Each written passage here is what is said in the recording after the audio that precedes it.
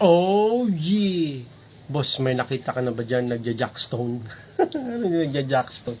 Okay, dun sa labas ng computer shop namin. Di, high school na rin. Sabi niya sa akin. Kuya, pa-computer ako. Dumating yan. Sige, saan ka? Doon lang ako sulok, kuya, para hindi ako masagi-sagi. Dito, nasasagi-sagi ako. Ay, sige, punta ka doon.